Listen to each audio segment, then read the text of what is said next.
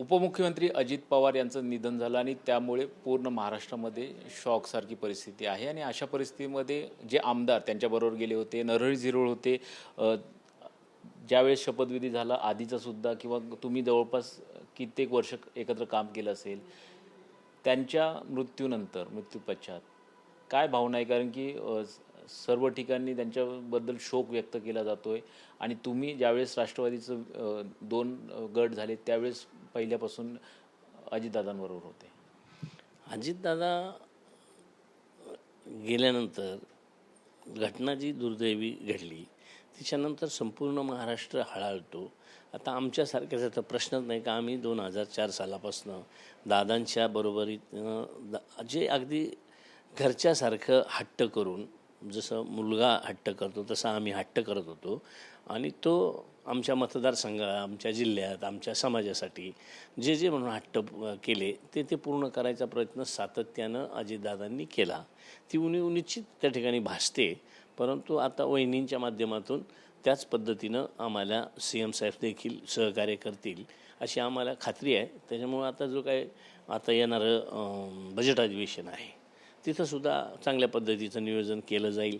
आदिवासी विभागाला आम्ही जे काही बजेट प्रोव्हिजन असते त्यात फुलफिल दिल्या जातील, असे सगळ्या गोष्टी आहेत.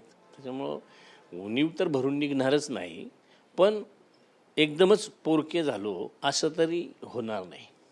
नाही, पण अजितदादांचे कारण की वेगवेगळे तुम्ही त्यांच्याबरोबर आहेत. अजितदादांचा स्वभाव सगळ्यांना माहिती की स्पष्ट होता, जे असेल ते त्या ठिकाणी बोलायचं. असं कधी झालं आहे का? कारण की शपथविधीच्या घटना घडल्या किंवा आमदारांची जुळवाजुळव असेल, तुमचं तसं कसं रिलेशन होतं? खूप चांगलं रिलेशन होतं.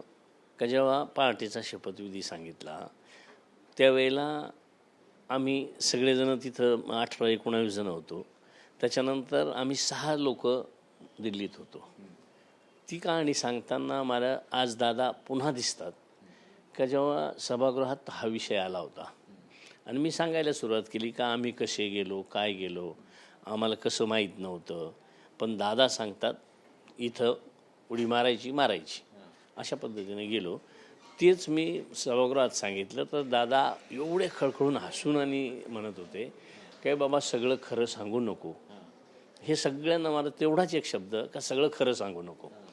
असं खूप मोठा हिस्ट्री तो त्या काही आता खरं सांगू शकता काय काय झालं होतं? काय खरं म्हणजे तेव्हा कसं खरं झालं तर मी मुंबईमध्ये गेल्यानंतर काय कशा दिल्लीत गेल्यानंतर कुठं राहिलो, कुठून कसा निघालो, कुठून कसा वेषांतर करून आलो, हे सगळं म्हणजे त्याच्या पाठीमागं सगळं आलं. पण दादा म्हणून ज्यावेळेस होते तर कधी तुमच्यावरती किंवा तुम्ही ज्या भागातून येत होते तुम्हाला मंत्रिपद दिलं, कुठली आठवण आहे की अशा ज्या म्हणजे दादांनी सांगितलं आणि ते काम झालं किंवा दादांच्या सांगण्यावरून वेगवेगळ्या गोष्टी घडायच्या?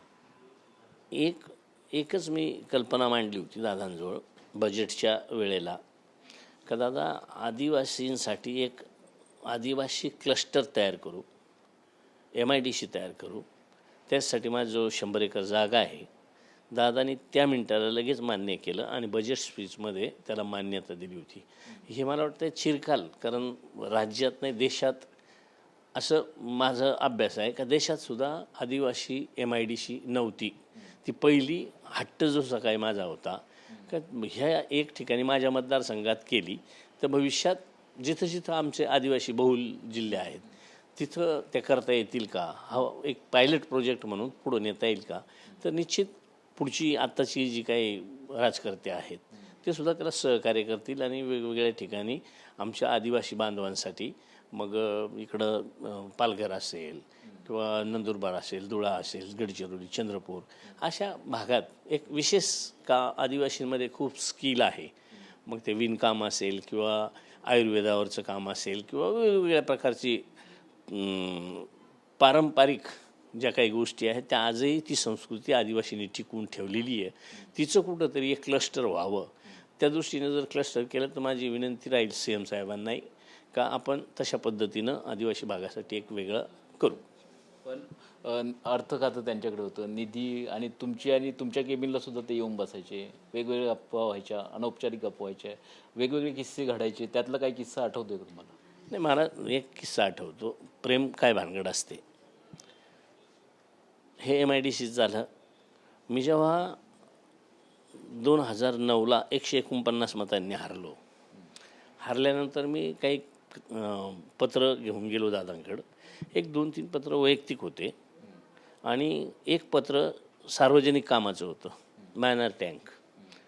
दादानी सांगितलं त्यात 2-3 खाजगी पत्र वैयक्तिक जे कामांचे होते त्याच्यावर सह्या केल्या आणि ते एक पत्र बाजूला ठेवलं. मी दादांना सांगितलं, दादा एक पत्रावर सही राहिली, मी स्वतः काढून ठेवलं ना म्हणे.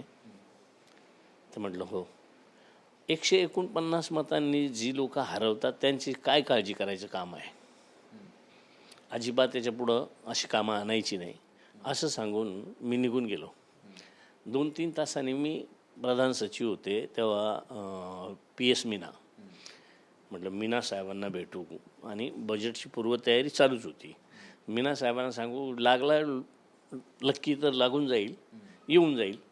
पण मी ते 2 तास इकडे तिकडे फिरलो असेल आणि 2 तासानंतर जेव्हा मीना साहेबांकडे गेलो तर या तुमच्यावर अजितदादांचं फार प्रेम दिसतं. मला सुचत नव्हतं का 2 तासापूर्वी 2.5 तासापूर्वी दादांनी मला काढून दिलं का याच्यापुढं ह्याशी कामं आणायची नाही. आणि हे सेक्रेटरी तर म्हणतात का तुमच्यावर फार प्रेम आहे. त्यांनी त्या ड्रॉवरमधून छोटं लेटर पॅड दादाचं त्याच्यावर लिहिलं होतं, त्या गावांची नावं टाकली होती.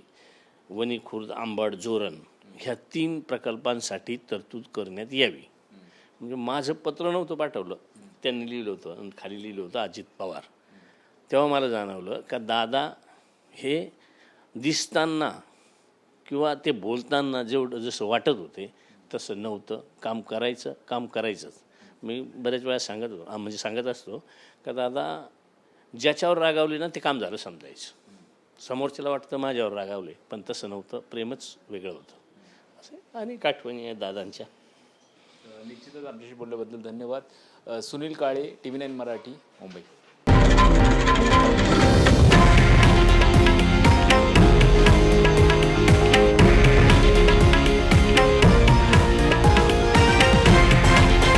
हे आहे देशातील नंबर 1 न्यूज नेटवर्क आणि आपण पाहत आहात TV9 मराठी, एकमेव.